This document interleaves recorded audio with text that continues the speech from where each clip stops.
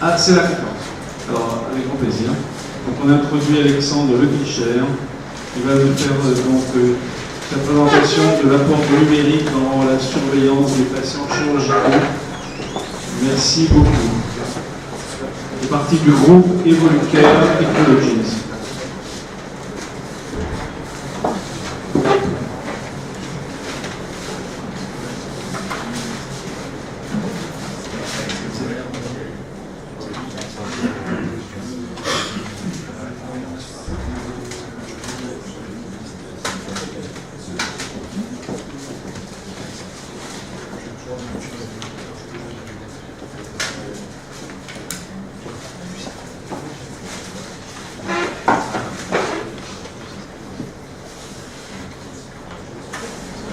Bonjour, je me présente Alexandre Lepicher, je suis le directeur recherche et innovation.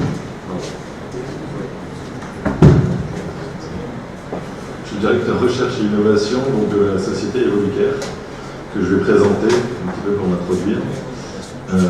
Donc en fait, on est éditeur de solutions pour les établissements de santé, donc on informatise toutes les structures de santé. On a un petit peu, on est surtout spécialiste du dossier patient informatisé, et on a aussi tous les autres, on va dire, composants logiciels pour informatiser l'ensemble du parcours patient dans un hôpital.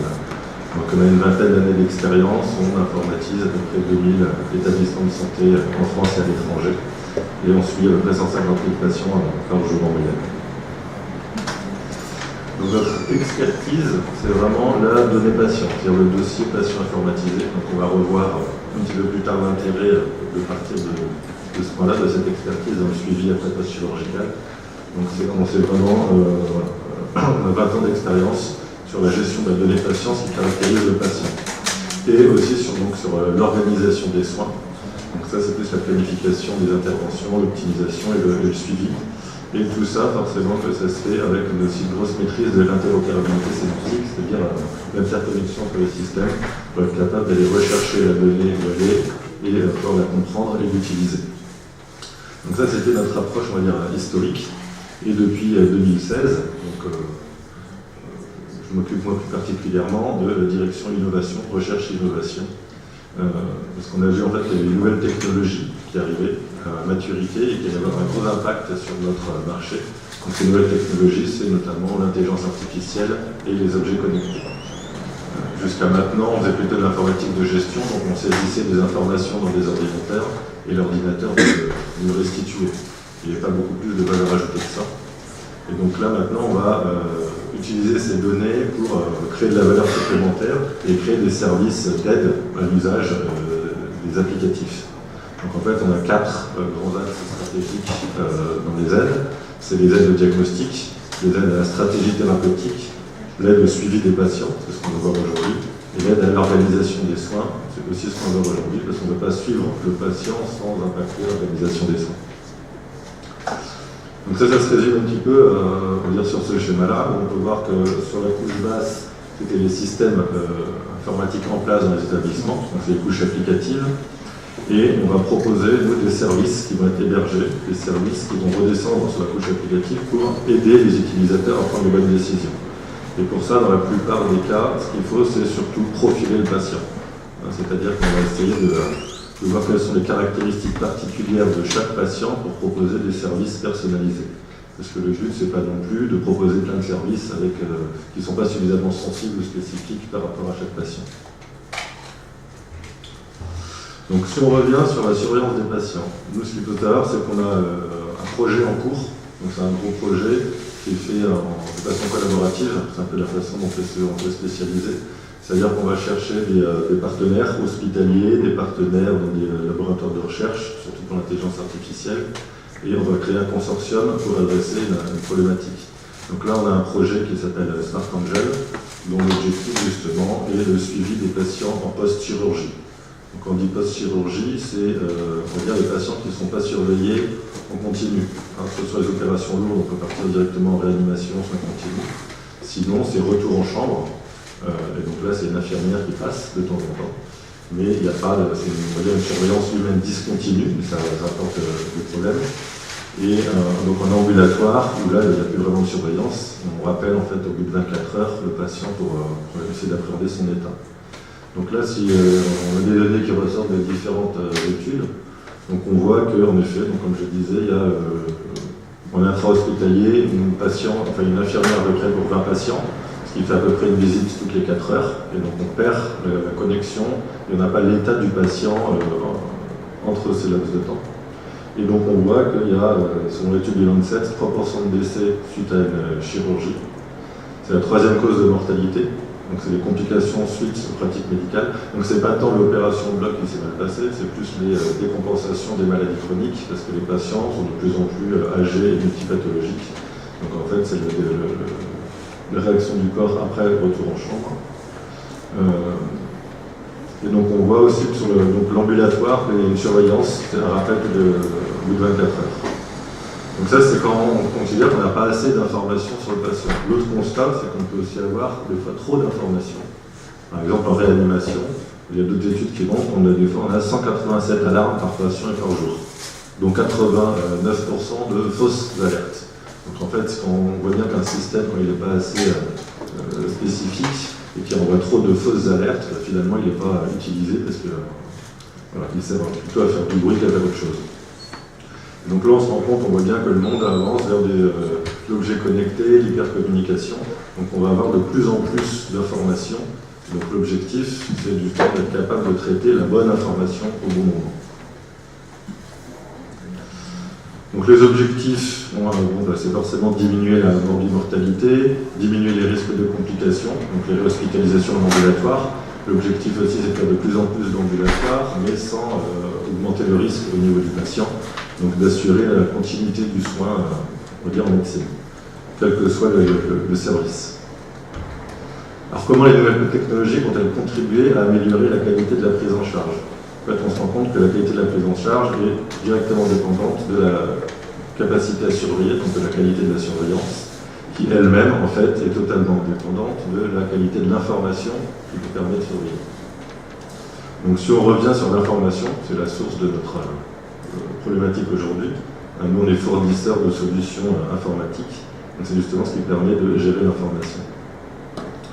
Donc en fait, l'information dans la surveillance du patient, c'est en fait le patient connecté. C'est-à-dire comment on peut récupérer de l'information auprès du patient. Donc il y avait jusqu'à maintenant, surtout pour la ville, du coup, donc Internet, on peut avoir des portails, l'hôpital, le patient peut saisir des choses dessus. On peut passer par maintenant des smartphones avec des applications dédiées à la surveillance des patients en ambulatoire. Et on va aussi avoir toute une batterie d'objets connectés, on dirait de plus en plus. Donc chaque objet connecté, en fait, c'est des capteurs qui permettent de créer de l'information et de la renvoyer vers le système. Donc après, il faut bien faire la différence entre l'objet connecté, qui est plutôt sur le bien-être, et le dispositif médical connecté, qui est lié à une capacité à renvoyer une information qui a suffisamment de valeur pour qu'on puisse créer des alertes dessus. Donc les objets connectés, on va en trouver de tout type. Il y a même des implantables, des experts, on peut avoir de la domotique dans certains cas, mais là on va plutôt parler d'objets wearables, donc des objets qu'on va porter sur nous, qui vont nous envoyer des signaux. Et donc aussi l'apport, la possibilité rendue sur l'usage de ces nouvelles technologies est aussi due à tout ce qui est maintenant réseau sans fil. Donc en fait le patient il est connectable partout en temps réel. Donc on peut le suivre partout. Donc en fait on va dire que là c'est déjà la possibilité d'accéder à l'information. Donc ça c'est le côté positif. Le risque, on va dire induit, c'est qu'on peut avoir de l'information de mauvaise qualité. Donc comme je le redisais, si on a 90% de fausses informations, de fausses alertes, ça n'a pas vraiment de sens de mettre ce genre de système en place. Donc on va voir comment on peut dérisquer ça. Et après le deuxième risque, c'est qu'on va avoir une trop grande quantité d'informations. Et donc là, il y a possibilité pour l'organisation humaine d'appréhender toute cette masse de nouvelles informations qui va arriver. Donc on va voir comment résoudre ça. Donc la gestion des risques sur l'information de mauvaise qualité, en fait, tout vient du fait qu'il faut profiler le patient. C'est-à-dire qu'on ne peut pas régler des seuils d'alerte identiques pour tout le monde, parce que chaque patient est différent. Donc il faut typer les alertes. Donc pour ça, on va aller rechercher le maximum d'informations possibles pour caractériser le patient et voir quelles sont les informations qu'on peut récupérer sur le patient qui ont un impact sur le réglage de ces alertes. Donc un exemple assez classique, c'est si le patient est par exemple sous bêta bloquant, forcément que l'alerte sur la fréquence cardiaque est différente que s'il ne l'est pas, parce qu'on l'a bloqué expressément. Donc toutes ces données, en fait, il y a déjà pas mal de règles qui sont connues, qui sont dans l'état de l'art, on va dire, et donc ces règles, on va pouvoir les implémenter dans le système. Et donc nous, c'est ce qu'on fait actuellement avec les médecins sur notre étude clinique. On va paramétrer des seuils d'alerte bien différents par patient. C'est ce qui permettra d'augmenter la spécificité du système. Alors l'autre cas possible, c'est quand on a beaucoup trop d'informations. En fait, trop d'informations, ça c'est peut-être par exemple en ambulatoire, ou même quand j'allais dire en intra-hospitalier, si on est connecté en temps réel, et ce qui intéresse le médecin, c'est les alertes, c'est pas le flux continu d'informations. Donc il faut bien qu'il y ait un système qui va aller extraire l'information pertinente et alerter le médecin. En ambulatoire, par exemple, pareil, si on demande à tous les patients qui sortent de l'hôpital de saisir des formulaires et que tous ces formulaires sont ramenés à l'hôpital, il faut bien qu'il y ait quelqu'un qui les prenne en compte, ces formulaires, et on se rend compte que ça ne va pas être possible. Donc en fait, là, on va mettre une sorte de système, d'intelligence artificielle au milieu, donc qui va faire l'intermédiaire entre le big data, on va dire côté patient, et les smart alerts qu'on veut côté médecin. Donc ce système, il va être capable, plus que de juste transporter l'information, c'est plutôt de la comprendre, cette information, et de la synthétiser sous forme d'alerte ou de vigilance vers le médecin. Donc en l'occurrence, par exemple, on a des nouvelles technologies qui sont Natural Language Processing. Donc ça, c'est la capacité à extraire des informations structurées d'un langage humain. Donc on va pouvoir converser via une tablette, un agent conversationnel avec le patient, et on va récupérer les petites informations qu'il nous faut pour pouvoir identifier, on va dire, le niveau d'alerte ou de risque sur chaque patient. Alors une autre grosse opportunité qu'on va avoir sur l'intelligence artificielle, c'est ce qu'on fait aussi dans un deuxième temps, c'est-à-dire que jusqu'à maintenant, comme je l'ai dit, on va profiler le patient déjà pour pouvoir typer les alertes. On va avoir ses données de surveillance, donc en fonction de ce qu'on veut surveiller. Et on va avoir la traçabilité des alertes, parce que dans le système informatique, forcément, on trace tout. Donc dès qu'il y a une alerte, on en a la trace. Et en fait, l'alerte, on va alerter quelqu'un, un professionnel médical. Donc cette personne va en fait arriver sur le point de soin et va pouvoir qualifier l'alerte. On va pouvoir dire si on a été alerté trop tard, trop tôt, avec suffisamment de criticité. Et quand on regarde, nous, l'ensemble de ces données, c'est-à-dire qu'on a le profil patient, les données de surveillance, les alertes et la qualification d'alerte, ça nous fait en fait une grosse base de connaissances. Maintenant, avec des technologies comme le deep learning, les réseaux de neurones, on va pouvoir aller regarder dans l'ensemble de ces données pourquoi certaines alertes, en fait, n'étaient pas bien réglées en fonction des données. Et donc là, on va pouvoir, à terme, trouver des nouvelles règles de surveillance, ou en tout cas affiner les règles de surveillance qui ont été saisies par les médecins en fonction des données qui caractérisent soit le patient, soit le contexte dans lequel il était.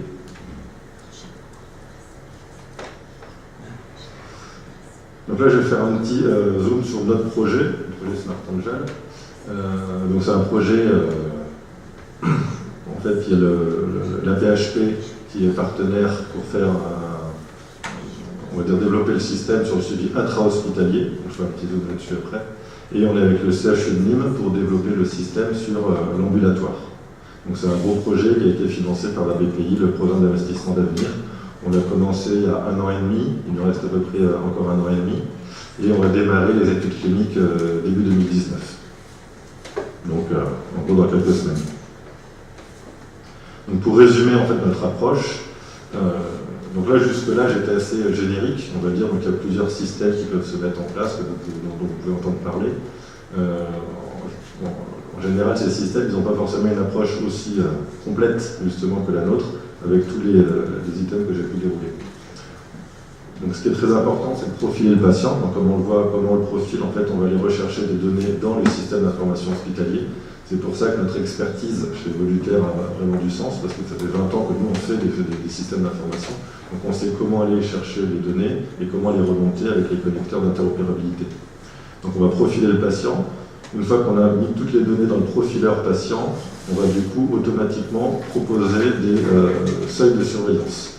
Parce que ce qui est assez chronophage pour les médecins, c'est quand on doit prescrire des seuils d'alerte, il faut un peu se repasser en tête tout le dossier du patient pour savoir quelles sont les caractéristiques qui vont induire les seuils d'alerte.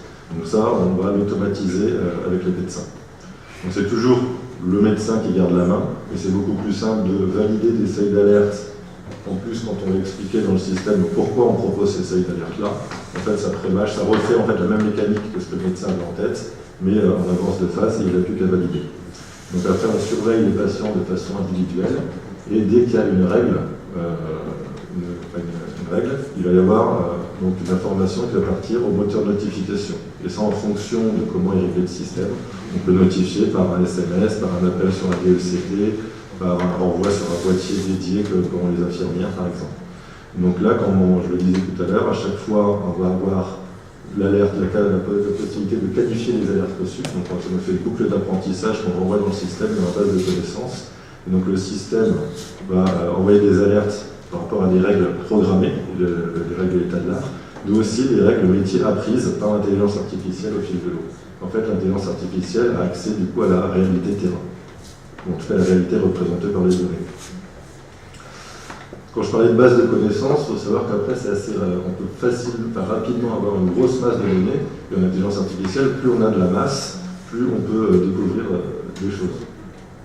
Parce qu'en fait, nous, tous les patients donc, suivis renvoient les données vers une base de connaissances dans un hôpital, et chaque hôpital va pouvoir participer à la construction d'une base de connaissances multi-hospitalière. Ce qu'il faut savoir, par exemple, c'est que, je vais vous montrer donc, les deux cas d'usage.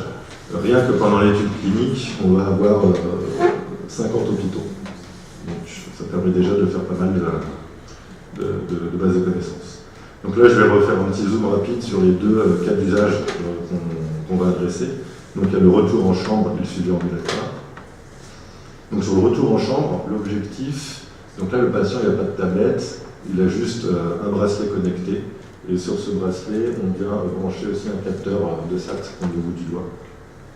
Donc là, l'objectif, c'est la détection rapide d'une défaillance vitale. Donc là, le patient est passif, mais il est connecté, là où il n'était pas avant. Donc on fait une étude clinique en double aveugle avec deux branches. Donc il y aura une branche où il y aura le patient, un matériel actif, et une branche, un matériel inactif. Et on fait une étude donc, sur 10 000 patients dans 20 hôpitaux, dont 10 CHU.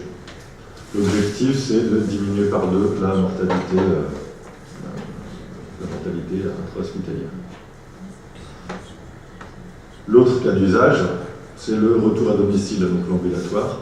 Là, ce n'est pas la détection de défaillance vitale, parce que de toute façon, même si on détectait ça, il n'y a pas vraiment l'organisation en place, il n'y a pas les éjecteurs pour agir. Donc là, normalement, on va dire que les patients à risque ne devraient pas être en ambulatoire. Donc là, le but, c'est plutôt prévention des complications et éviter la réhospitalisation, le retour aux urgences, surtout pour rien. Donc là, on va plutôt accompagner le patient, le rassurer, tout en ayant quand même une capacité à le suivre. Donc là, c'est plus un agent conversationnel sur une tablette. Le patient, il part avec une petite mallette, comme on voit sur la gauche. Donc on a livré une tablette et des objets connectés. Donc en fait, le patient, on va lui demander pendant 7 jours, matin, midi, soir, de venir se connecter sur la tablette, de répondre aux questions. Donc la tablette, on a en fait mimé comme si c'était un dialogue humain. Parce que là, ce qu'on va en parler juste après, ce qui est important, c'est de ne pas remplacer l'humain par la technologie. C'est bien une technologie qui va aider l'humain. Il ne faut pas déshumaniser la relation médecin-patient. Maintenant, là, de toute façon, il n'y en avait pas, parce que le patient est tout seul chez lui. Et plutôt que remplir un formulaire un peu basique, on a préféré faire comme si c'était un dialogue avec quelqu'un qui était au bout, donc c'est un agent conversationnel. Et donc il va lui demander, selon le niveau des réponses, d'aller prendre soit sa tension, soit sa fréquence cardiaque, soit sa saturation. Et donc là de même, ça renvoie les informations vers des serveurs qui sont hébergés chez les hébergeurs de données de santé, et ça va renvoyer des notifications à l'hôpital. Donc toutes ces technologies, je vais finir là-dessus, c'est très bien, enfin c'est très bien. Nous, en tout cas, ça nous crée des opportunités pour créer des solutions. Maintenant, il ne faut pas penser que ça changera tout. Mais en tout cas, il faut le prouver. Donc c'est que quand on arrive comme ça avec une technologie, il faut d'abord montrer, faire ses preuves. Ce n'est pas une techno pour de la techno. Donc c'est pour ça qu'on fait des études cliniques massives. En intra-hospitalier, par exemple, comme je vous le disais, on le fait dans 20 hôpitaux, et en ambulatoire, on va le faire dans 30 hôpitaux. Donc ça donnera une vraie réalité terrain. Après, il y a l'impact sur l'organisation des soins, ça c'est très important. parce que une technologie, surtout de rupture comme ça, c'est pas une simple évolution ou une amélioration d'un maillon de la chaîne de valeur en place. C'est vraiment une rupture, et donc ça porte bien son nom, c'est-à-dire qu'il faut réorganiser. Et pour réorganiser, du coup, il y a un problème d'acceptation, parce que c'est difficile toujours de devoir réorganiser ce qui marche en place. Donc là, on a une thèse en cours sur l'impact justement de nos systèmes sur l'organisation des soins en place. Après, il y a l'acceptation des utilisateurs. Donc là, on a un des partenaires dans le projet qui a une approche plus sciences cognitives, donc sur tout ce qui est ergonomie et psychologie de l'acceptation. Est-ce que le patient va pouvoir accepter de communiquer avec une sorte de robot plutôt qu'avec son médecin, et dans quel cas, ou sous quelle forme en tout cas, il faut optimiser cette relation. Et après l'acceptation des financeurs, des assurances maladie, c'est-à-dire qu'il faut prouver que, comme un nouveau médicament ou un nouveau procédé chirurgical, il faut prouver qu'il y a aussi un intérêt médical et économique. Pour voir comment après on pourrait se faire par exemple rembourser dans certains cas d'usage. Je vous remercie.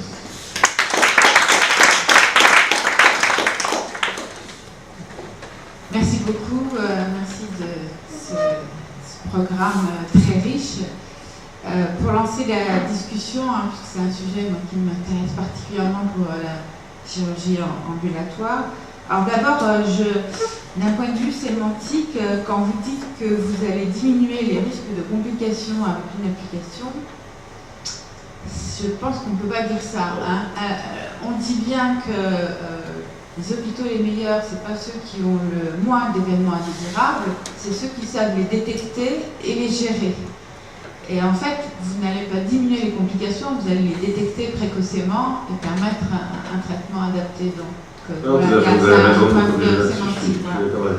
Alors, moi, ce que je trouve, c'est que, et je ne sais pas si vous avez prévu de le faire dans le cadre de votre soit évaluation, soit population étudiée, c'est que quand même, ce suivi post-opératoire, et d'ailleurs que ce soit en hospitalisation ou à domicile, il y a un problème de pertinence. Parce que quand vous nous parlez d'oxymétrie sur les patients en post-opératoire, on se dit, voilà, le gars qui a eu une cure de hernie, l'oxymétrie, je m'en fiche complètement. Alors, est-ce que quand même vous avez orienté cette surveillance qui est encore pire que la surveillance à l'hôpital, je dirais, sur des interventions complexes quand même, et pas sur tous les malades, par exemple, ambulatoires, qui quand même en grande partie, pour l'instant, sont des malades simples et qui n'ont besoin de rien du tout comme surveillance que celle qu'ils doivent faire par eux-mêmes. Et dans le concept de l'ambulatoire, le patient est acteur de sa prise en charge, il est informé, il est éduqué. Alors si on le branche de partout pour détecter, est-ce qu'on ne va pas de nouveau l'infantiliser face à sa prise en charge? C'est un peu provocateur, mais on s'en parler. Pas de souci. Donc en fait, en ambulatoire, c'est vrai que déjà le patient n'est pas connecté en permanence comme à l'hôpital. Donc ça fait aussi partie de faire en sorte qu'il se prenne en charge lui-même. Donc c'est à lui de venir à la tablette le matin, le midi et le soir. Et c'est en fonction de l'interaction avec l'agent qui est dans la tablette, on va lui demander de prendre, qu'à échéance, certaines mesures. Donc on n'est pas dans la mesure en continu. Maintenant, c'est vrai que là, ce que nous, on teste, c'est aussi des systèmes qui permettront de passer justement à 60% d'opérations en ambulatoire. Donc ce sera surtout pour les patients qui, pour l'instant, sont un peu dans la zone grise ou sur certains types d'opérations qu'on n'ose pas trop faire en ambulatoire, et ce système permettra de le faire.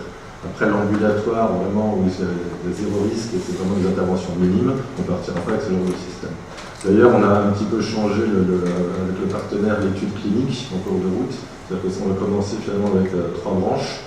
Dans une des branches, on aura juste le système sans les objets connectés et un système avec objets connectés pour voir la pertinence. Parce que ça ne sert à rien d'aller connecter et d'embêter un patient si vraiment les risques sont minimes et ça n'a pas de sens. Et c'est vraiment pour pouvoir adapter entre, on va dire que en réanimation, on est très bien équipé, très bien suivi, Puis après, on va dire qu'il y a une certaine dégradation, on va dire, du suivi en fonction de la trajectoire du patient. L'objectif, c'est de pouvoir au moins mettre le bon système de suivi sur la bonne trajectoire. Mais ne pas, voilà, je suis d'accord avec vous, on ne va pas connecter tous les patients en ambulatoire en permanence. Ce n'est pas l'objectif. Question ? Bonjour, merci beaucoup. Bravo pour cette intégration, parce que c'est vrai qu'il existe beaucoup d'applications qui vont être disparates, vous êtes arrivé à tout réunir. J'ai deux questions. La première, donc je suppose que vous devez changer de classe de dispositif, puisque vous participez à du diagnostic. Donc vous disiez que vous devez faire des études aussi pour prouver l'innocuité. Donc c'est la première question. Si vous, à partir du moment où vous déployez ça, si vous devez faire aussi passer sur votre classe. Et la deuxième question, c'est quid après de l'intégration, encore plus intégratif, vers toutes les discussions qu'il y a à l'heure actuelle sur le dossier médical partagé, à moins que vous-même vous lanciez aussi en partie là-dessus. Alors, pour répondre, je vais répondre à la deuxième question d'abord. Le DMP, nous on est déjà connecté en fait au DMP, ODP, MS Santé. C'est pour ça que je dis que tout ce qui est connecteur, tout ce qui est interopérabilité des systèmes, c'est vraiment notre savoir-faire. Quand je dis qu'on équipe 2000 établissements en France, en fait c'est 2000 projets d'intégration de connecteurs. Et quand on dit connecteur, il ne suffit pas de brancher.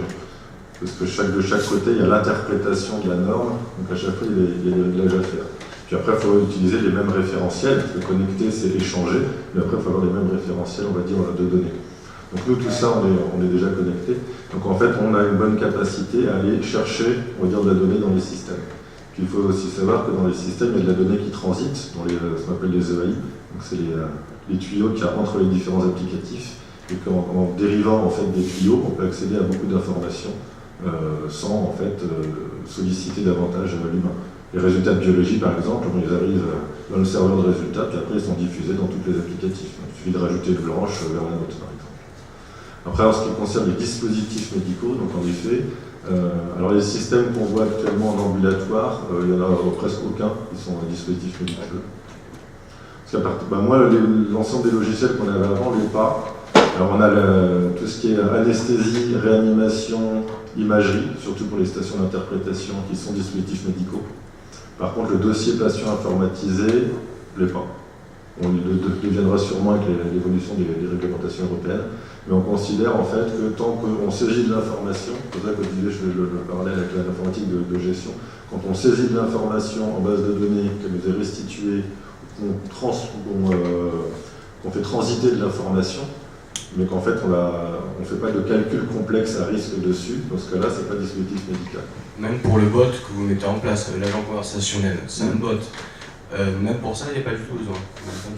J'ai une question. Alors, nous, dans tous les cas, on le fera. C'est-à-dire qu'on est dispositif médical. Le système l'est parce que c'est en fait le moteur de règles et le bus événementiel qui gère toute la mécanique côté serveur, que ce soit en ambulatoire ou en intra-hospitalier, c'est les mêmes composants.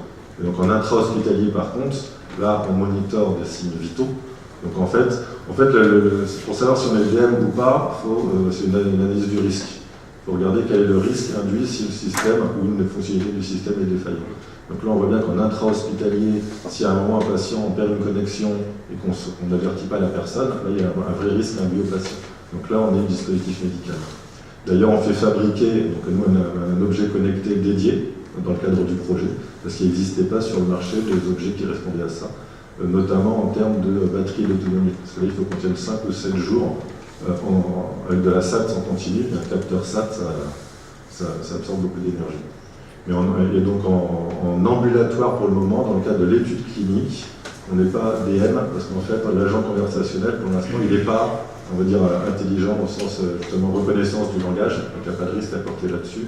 Il est intelligent, on va dire, niveau 1 dans le comportement, parce que c'est un logigramme en fait, qui va prendre donc l'attitude perçue va dépendre en fait des réponses qu'on va faire au fur et à mesure. Donc on va dire que c'est une sorte de comportement intelligent et qui est en fait tout déjà pré-planifié. Donc en fait on a une maîtrise totale de toutes les branches que peut prendre l'agent. Donc là on a aussi un peu de risque patient. Merci. Je voudrais faire une question qui est un peu globale. J'aimerais savoir au niveau de vos réflexions de Evolucare Technologies. Moi, je vis là en vous écoutant, c'est un peu l'époque où on va faire le système universel, le livre de Proust, ou l'informatique qu'on a connue nous avec IBM. Alors moi je vois plutôt les choses par le micro-ordinateur. Quand on vous écoute et qu'on voit ce travail avec 50 hôpitaux, une espèce de truc gigantesque, ça rejoint un peu la question de Corinne Vons, est-ce qu'il n'est pas plutôt logique et raisonnable, mais je vous pose cette question parce que je suppose qu'elle doit exister au niveau de votre conseil d'administration, de dire plutôt, allons vers il y a quand même des choses extraordinaires qui ont déjà été faites, notamment pour la surveillance des patients. Je cite le cas du cancer du poumon, on fait le diagnostic plus précocement avec des petites applications. Là, j'ai l'impression, si vous voulez vous entendre, de revivre ce qu'on a vécu au début de l'informatique dans les hôpitaux, où on nous amène une énorme machine qui va résoudre tout et là, devant moi mourir. Ça rejoint donc la question de Corinne. Comment vous ne pensez pas qu'il vaudrait mieux peut-être faire des systèmes des regardez les micro-ordinateurs qu'on a ici, plutôt qu'une énorme usine qui permette de surveiller les patients qui sortent des hôpitaux du suivi. J'ai du mal à présenter ça, parce que ça fait effectivement 10 ans ou 20 ans que le dossier médical partagé, on en parle, et la preuve, c'est qu'on a voulu faire, on voudrait le dossier universel. Et quand on veut le dossier universel, on est toujours en retard, parce qu'il nous manque toujours une donnée. C'est tout le problème de mettre en informatique. Alors comment vous voyez ça? Je le vois assez mal. Non, je suis assez d'accord avec vous. Nous, on n'est pas pour la centralisation excessive. On voit bien le DMP, voilà, il a mal démarré. Enfin, le dossier pharmacie, lui, a mieux démarré. Donc on arrive à centraliser. Nous, quand je dis centraliser, c'est pas pour absorber toutes les informations de 50 hôpitaux pour les remettre dans un énorme big data. C'est vraiment que les informations qu'on suit et qui ont du sens, juste pour voir si les règles sur lesquelles les médecins ont programmé du comportement sont finalement la réalité terrain. Donc pour pouvoir, on va dire, les ajuster. Après, justement, je dirais que ça c'est une particularité de notre approche. On n'est pas sur une approche totalement centralisée. C'est-à-dire que je n'ai pas un moteur de règles qui va suivre 10 000 ou 50 000 patients. Et donc ça, j'en ai pas vraiment parlé, mais c'est une des spécificités. Donc on parle de propriété intellectuelle, donc on a déposé un brevet là-dessus. L'idée, c'est plutôt d'instancier un agent logiciel par patient. Donc on est vraiment dans une approche proximité du patient. Donc moi, j'ai un agent. À chaque fois que je vais suivre un patient, je crée un agent logiciel. Cet agent logiciel, il va accéder au profil du patient, à ses règles de surveillance, et il va surveiller son patient. Et donc comme ça, on a 10 000, si on suit 10 000 patients, on va avoir 10 000 agents. Donc déjà, on a de la robustesse, c'est de l'architecture distribuée. C'est-à-dire que si à un moment, il se passe quelque chose, informatiquement parlant, il y a un bug, il y a une anomalie sur un agent, bon, on peut le désactiver et le recréer. Et donc on est vraiment sur du distribué. C'est juste la base de connaissances qu'on centralise. Pour les hôpitaux d'ailleurs, qui seront d'accord, parce que ce n'est pas une nécessité, il y a plusieurs options. Là, comme vous voyez, là, pour démarrer l'étude clinique, parce qu'on la démarre au bout d'1 an dans le projet, déjà on n'a pas par exemple on ne se branche pas sur le système d'information. Ça, on va le faire là dans la 2e année. Et donc, nous, on estime que se brancher sur le système d'information, déjà tous les hôpitaux ne vont pas forcément vouloir. Et ça, le seul intérêt, c'est de profiler le patient pour suggérer des règles en fonction de choses qui seront précodées. Maintenant, là, dans l'étude clinique, c'est le médecin qui va régler lui-même. Donc, c'est plutôt une aide au réglage, et c'est comme le médecin qui règle. Et pareil, pour participer à la base de connaissances, on sait que les données patients, c'est quand même très sensible. Donc là, ce sera pareil, ce sera selon les hôpitaux et selon aussi le patient. C'est-à-dire qu'à chaque patient, on va lui demander s'il veut qu'on détruise ces données après, s'il veut participer de façon anonyme à l'amélioration du système, où là, on va pouvoir garder ces données. Excuse-moi, je coupe juste pour rebondir. Je pense que tu profilais le patient, et finalement, c'est le double patient apte au profil. Oui, tout à fait. Parce que là, voilà, c'est pas du tout pareil. Non. Oui. Tout d'abord, vous me branchez le micro, là, chez vous.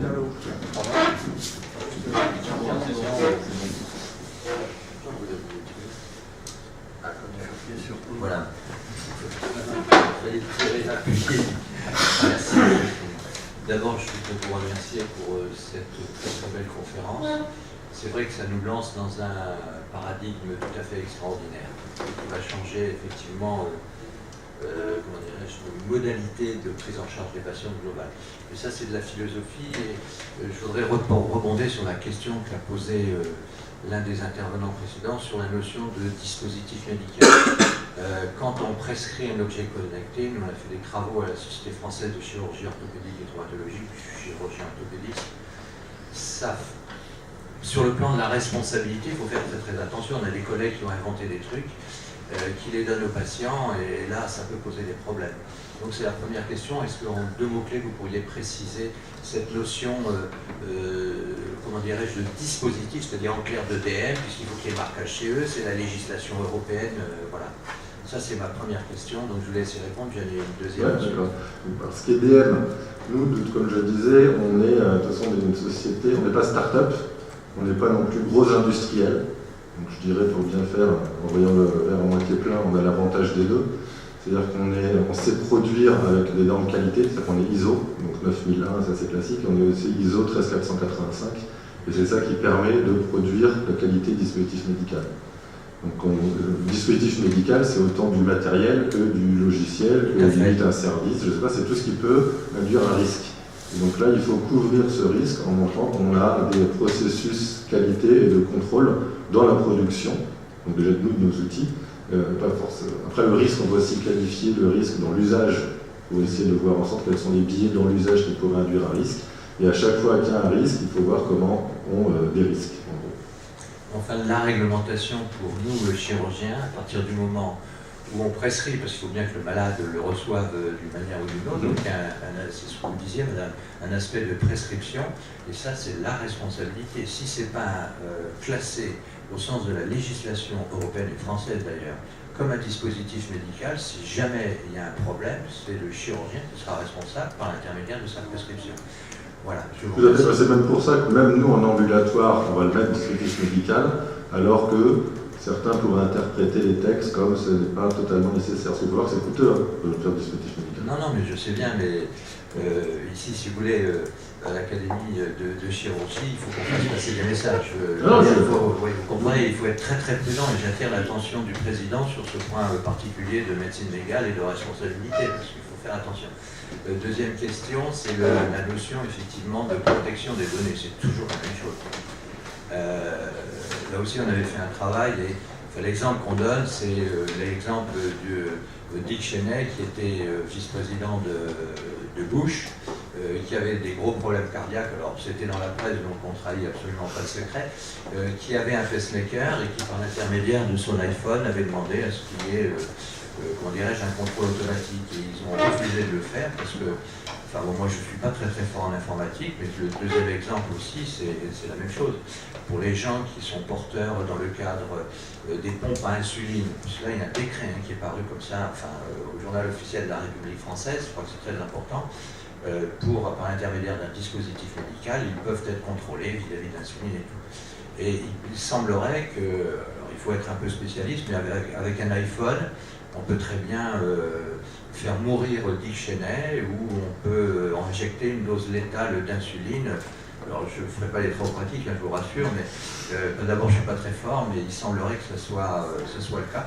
Et enfin il semblerait aussi, mais enfin ça c'est plus connu, qu'aux États-Unis et en Chine, je veux dire que toutes les données qui sont dans mon iPhone, dans les vôtres aussi, je vous rassure, sont déjà pompées. Donc là-dessus, ça pourrait être aussi la même chose. Vous avez parlé des tuyaux, il semblerait que se brancher sur un de vos tuyaux pour un hacker chinois ou américain, il paraît que ce sont les champions du monde. Et après, ça pose bien sûr tout un tas de problèmes vis-à-vis des assurances, etc. Alors, je ne veux pas faire peur, je pense que la solution... Non, vous avez raison. Mais ça existe vraiment, vous pouvez répondre à ça. Ça existe, c'est un risque qui existe, on est bien d'accord. Et c'est comme on va dire les voitures sans chauffeur. Dès qu'on est connecté, par définition, c'est-à-dire qu'on ouvre un canal de communication vers notre système interne, vers l'extérieur. Et donc quelqu'un qui est malveillant et assez pointu pourra presque toujours arriver à pénétrer le système. Donc c'est sûr que nous on travaille aussi, donc là un des axes de notre collaboration avec les laboratoires, c'est justement l'intelligence artificielle, l'architecture répartie, donc le système multi-agent, et la capacité justement à sécuriser tout ça. Juste pour information, par exemple, sur nos tablettes en ambulatoire, donc déjà le système est hébergé, c'est un hébergeur de données de santé. Donc on va dire la responsabilité est partagée. Donc chacun doit être... je dis ça dans le sens où moi, s'il y a un hacker qui arrive à pénétrer dans le système hospitalier pour arriver dans mon logiciel, alors que le logiciel est intra-hospitalier, normalement il y a déjà une barrière de sécurité qui doit être gérée par la direction informatique de l'hôpital. Donc il y a des zones, ce qu'on appelle par exemple... Voilà, il y a les zones démilitarisées, les DMZ, où on va, dès qu'on veut donner un accès à l'extérieur, il faut que les serveurs ne soient pas à l'intérieur. Donc on a des zones qui sont plus ou moins bien sécurisées ou pas. Après, si on veut vraiment être dans la sécurité totale, j'allais dire, je ne sais pas si ça existe vraiment, mais il ne faut pas être connecté. En gros, c'est un ordinateur qui n'a pas accès à Internet, qui n'a accès à rien, lui il sera réputé, on va dire, inviolable. Mais sinon, dès qu'on met une porte et un canal de communication, là, la plupart des objets connectés qu'on a, quand on parle d'IoT, ils sont presque tous piratés. Parce qu'en fait, on avait un bon seuil de vigilance sur tout ce qui est ordinateur, et tout ce qui est objet connecté qui est arrivé. Bon, tout ça, il n'y a pas encore les normes, il n'y a pas les antivirus, tout ça, donc ça fait des objets... Non, mais ma position, je pense que de toute manière, on y passera tous et ça restera l'avenir. Mais pour les plus anciens d'entre nous, dont je fais partie, c'était l'accès au dossier médical. Je veux dire, les dossiers médicaux dans les services, ils étaient peut-être pas très bien rangés, mais ils étaient dans des pièces, il y avait des clés, les clés elles étaient perdues, etc. Et personne ne pouvait y avoir accès. Même nous-mêmes, des fois, on avait des difficultés. Non, mais le fait est, donc on rentre effectivement dans un nouveau paradigme et il faut faire quand même, je vais dire, très attention. Merci en tout cas, merci monsieur. Ces questions n'ont pas pour but de je suis d'accord avec vous. D'accord. Le revers de la médaille, on va dire. Deux questions. Alors, Gérard. Oui, tout d'abord, je suis d'accord pour qu'on dise qu'il faut avoir la méfiance un petit peu sur ces data, sur un petit peu cette usine à gaz, pour avoir vécu douloureusement. Il y a plein de personnes ici aussi qui ont été un peu promoteurs de registres. Moi, par exemple, c'était pour l'état synthétique d'origine colorectale, un truc qui s'appelle Liver Survey, auquel j'ai participé, dont on a vu les avantages, mais aussi les effets un petit peu pervers. Et la grande difficulté dans ces cas-là, c'est finalement jusqu'où on va, où se limite-t-on pour l'entrée des datas. Quelle data on entre, quelle data on n'entre pas. Et c'est la très grande difficulté. Et donc ça me rappelle un petit peu ça. Et je pense qu'il faut quand même un petit peu être très attentif à ça, ce qui a été soulevé. Mais le deuxième point, à mon avis, qui va tout à fait dans le sens de ce que vous avez dit, que je trouve très prometteur, c'est que, finalement, il y a des centres, je pense à la chirurgie ambulatoire, il y a des centres qui sont très rodés à la chirurgie ambulatoire, qui sont très perfectionnés, il y a ici des personnes qui ont beaucoup promu ça, je dirais que finalement, ils peuvent utiliser, cet outil va leur servir, mais je dirais que surtout, pour les centres qui se mettent à la chirurgie ambulatoire, ou alors qui ne sont pas suffisants sur la chirurgie ambulatoire, peut être utilisé, modéliser cette application pour pouvoir développer ce modèle d'hospitalisation me semble tout à fait important et intéressant. Donc je vous félicite pour ce travail, parce que je pense qu'il va contribuer à faire avancer la grande difficulté de la promotion de la chirurgie ambulatoire en France. Il y a 7 cas, mais je pense qu'on peut encore faire beaucoup mieux, et j'ai le sentiment que des travaux comme le vôtre peuvent y participer très grandement. Je vous remercie. Xavier ? Oui, je voudrais avoir, vous l'avez évoqué, c'est l'acceptabilité par les personnels quand on met en place un système, quand on déploie un système comme ça dans un hôpital. Vous avez réfléchi là-dessus et j'aimerais bien avoir le fruit de vos réflexions sur comment est-ce que c'est acceptable par les personnels. D'autre part, que devient l'empathie que peut avoir le personnel qui va voir un malade, parce qu'à la limite on peut mettre une webcam dans une chambre, c'est ce qu'on fait déjà dans les services de réanimation, donc finalement ça met une barrière entre le soignant et puis le soigné qui a besoin souvent de cette empathie. Donc est-ce que vous avez sûrement réfléchi à ça et comment vous l'envisagez? Alors, réfléchis, d'ailleurs, on a un partenaire, donc c'est la CRPCPO, c'est un laboratoire de l'Université d'Amiens, qui justement travaille sur cette approche-là. Donc, c'est des psychologues qui vont interviewer les médecins, les infirmières et les patients pour pouvoir récupérer de l'information là-dessus. On a aussi une thésarde qui va travailler justement sur l'impact dans l'organisation des soins. Mais ce qu'il faut savoir, c'est que pendant l'étude clinique, on n'induit pas un risque, parce qu'en fait, on demande aux infirmières de continuer leur tournée. C'est juste qu'on va en fait les équiper d'un boîtier. Et donc en fait, à chaque fois qu'il va y avoir une alerte sur un patient, on va lui envoyer sur le boîtier le niveau d'alerte avec un code couleur et le lieu et la chambre. Par contre, on ne lui envoie pas, par exemple, ce qu'on y a réfléchi, un groupe de travail, on ne lui envoie pas, c'est une alerte orange, donc tu as un quart d'heure, et hop, c'est parti. Puis le quart d'heure, il découle. Parce que là, c'est stressant, elle était sûrement en train de faire quelque chose. Donc, sauf sur une alerte critique vitale, on lui demande d'arrêter ce qu'elle fait et d'y aller. Mais sinon, on laisse quand même la responsabilité à l'infirmière. enfin, le médecin et le corps médical, c'est un outil, on va dire, qu'on donne au corps médical. Après, pour l'acceptabilité des patients, c'est un peu pareil. On va voir comment les patients peuvent réagir. Donc, on a déjà fait une première petite étude avec le CHU de Nîmes, qui est pour l'instant pas multicentrique, sur une cinquantaine de patients. Donc, il y avait juste pour but de bien qualifier, on va dire, le système. Donc, en fait, on les équipait avec ce qu'on a vu, et on leur demandait en même temps de remplir un papier à côté, juste pour voir si le système marche. Mais on a profité pour faire aussi un petit sondage sur l'acceptation. Donc il faut voir que c'était relativement très bien accepté. Et parce qu'on a voulu une approche très justement simpliste, il n'y a pas de notion de big data, d'apprentissage, d'intelligence, c'était, voilà. Nous, là on n'est plus drivé par les ingénieurs ou les chercheurs scientifiques qui, comme moi, peuvent avoir des fois des visions un peu trop théoriques et pas assez pragmatiques, on va dire.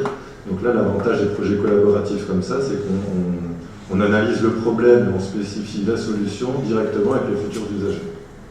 Et donc, a priori, on est plus dans le vrai besoin plutôt que quelque chose de fantasmé, parce que voilà, ça apporte beaucoup de fantasmes, toutes ces nouvelles technologies. Donc on essaie d'être pratique. Donc une des façons d'être pratique, c'était de dire, voilà, sur la tablette, remplir un formulaire. On va au moins essayer de simuler la chaleur d'une relation en faisant comme si c'était quelqu'un au bout. Il faut voir que maintenant, la population en général est quand même habituée. On dit qu'on enlève la relation patient-médecin, mais bon, on enlève déjà la relation humain-humain en passant par des technologies comme ça. Et donc peut-être que l'humain s'adapte un petit peu à ça, mais en tout cas est totalement habitué maintenant à converser en regardant son téléphone comme ça. Est-ce que votre solution, vous la voyez comme la possibilité de régler le malaise hospitalier actuel? C'est comme ça que ça se pose. Le malaise hospitalier, la surcharge du travail infirmier, par exemple. Est-ce que vous pensez que vous allez vous adresser à ce problème? En tout cas, on s'en préoccupe. Je ne sais pas si on va pouvoir. Déjà, gérer une certaine angoisse, parce que si je ne suis pas infirmière, mais quand je peux essayer de me rendre compte, en plus au vu des résultats des études cliniques, que si on se rend compte que les patients sont dans un état critique juste en ouvrant la porte, c'est quand même un petit peu angoissant pour l'infirmière. Alors que s'il y a un système qui remonte en temps réel les niveaux de risque, ça va quand même la désangoisser. Donc c'est un peu l'objectif, c'est ça, hein, c'est d'améliorer les soins, mais aussi d'améliorer les conditions de travail des personnes des hospitaliers. Est-ce qu'il y a encore des questions? Oui. Moi, c'est surtout sur le...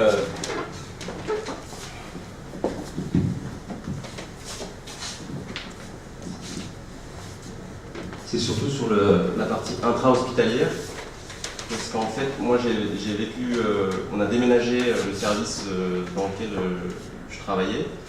On avait plusieurs sections, on avait une unité de soins continus qui était attachée, moi je suis de la neurochirurgie pédiatrique, et on avait cette spécificité dans notre ancien service d'avoir 5 lits de soins continus qui étaient donc scopés, organisés un petit peu comme une réanimation avec un îlot central pour les infirmières, géré par les chirurgiens. Donc c'était du soin continu bis, hein, c'était loin de moi des réanimateurs. Et là on a déménagé dans un service où toutes nos chambres sont scopées. Et donc tous les enfants maintenant sont scopés. Et personnellement, je trouve ça pas bien. Parce que il y a des enfants qui allaient dans cette unité de soins continus parce qu'ils avaient besoin d'aller dans cette unité de soins continus et qui avaient besoin d'être scopés, avec un retour en direct pour les infirmières. Et les enfants qui rentraient dans le service conventionnel n'étaient pas scopés parce qu'ils n'avaient pas besoin d'être scopés. Donc le dispositif que vous allez mettre, en fait, c'est un scope sans fil. Et donc du coup, normalement, un patient qui retourne dans une unité de chirurgie conventionnelle avec une infirmière pour X malade, n'a pas besoin d'être scopé. Et oui, maintenant quand on regarde justement les études publiées dans le Lancet, on voit que voilà, c'est le normalement qui est discutable. Je vais intervenir comme ça, si on peut, pour répondre à cette question. Si nous on a commencé la chirurgie, il n'y a pas de salle de réveil. Bon, on mettait les vannes. Il n'y avait pas de salle de réveil. Qu'est-ce qu'on faisait? On mettait les vannes dans les chambres, et qu'est-ce qui se passait? Ils mouraient dans les chambres. Donc il y a au besoin, c'est très très peu, mais les complications dans la remise en chambre des patients après opératoire, c'est une des grandes causes de mortalité. Alors, évidemment, quand on est loin, vous en avez vu, j'en ai pas vu, mais enfin, dans les grandes statistiques nord-américaines et même dans l'ANSET, c'est ça. Donc le petit que tu vas mettre dans une chambre, parce qu'effectivement il n'a pas besoin d'être suivi, il va y en avoir peut-être 1 sur 10 000 mais qui va être mis dans une chambre et qui va faire une trouble de déglutition, un relargage anesthésique, etc. Et on a déjà eu cette réflexion au moment où il y a eu les salles de réveil, où on a diminué la mortalité post-opératoire immédiate par 10. C'est quand même spectaculaire. Et donc on peut peut-être penser, mais le problème, on est dans des diminutions des mortalités, et là je reviens à mon idée du... Finalement, actuellement, on est dans une société où pour faire diminuer un risque de 3%, on est obligé de mettre en œuvre une usine à gaz beaucoup plus grande. C'était beaucoup plus facile à notre époque, parce que nous, je veux dire, quand les malades étaient mal ventilés, je me tourne vers Dominique Franco, puisqu'on n'a pas tout à fait le même âge, mais presque, quand il y avait un seul respirateur, les malades retournaient en chambre, c'était une catastrophe. Donc je pense que ces outils, ce qui est difficile, et c'est l'objet de ma réflexion, c'est que c'est peut-être qui trop embrasse mal les trains parfois, voilà, c'est tout. Mais à part ça, ça peut ne pas aller dans le sens du poids. Tu sais, moi j'ai connu la chirurgie pédiatrique, tu sais ce qu'il faisait l'anesthésiste? Il avait derrière lui un trousseau, à Paris, pas loin. Il avait derrière lui un meuble avec des tiroirs, il mettait les gamins dans les tiroirs. Il mettait ses nourrissons derrière, il continuait son anesthésie, puis il regardait dans les tiroirs s'ils allaient bien. Donc pour rebondir sur ce problème de trop de surveillance, la mise en place des salles de réveil a permis de diminuer la mortalité de 40%, mais là on est en train il y a un décret qui vient de sortir et qui dit que ça suffit, l'utopique et les ALR n'ont pas besoin d'aller en salle de réveil. Donc il faut quand même après faire le tri, et est-ce qu'on ne peut pas essayer de détecter les patients à risque et de scoper que ceux qui sont à risque et pas tout le monde? C'est encore le principe de précaution. Mais attention, parce que là on utilise le mot scoper qui est un mot fort. Le type de surveillance que vous faites n'est pas quand même un scope.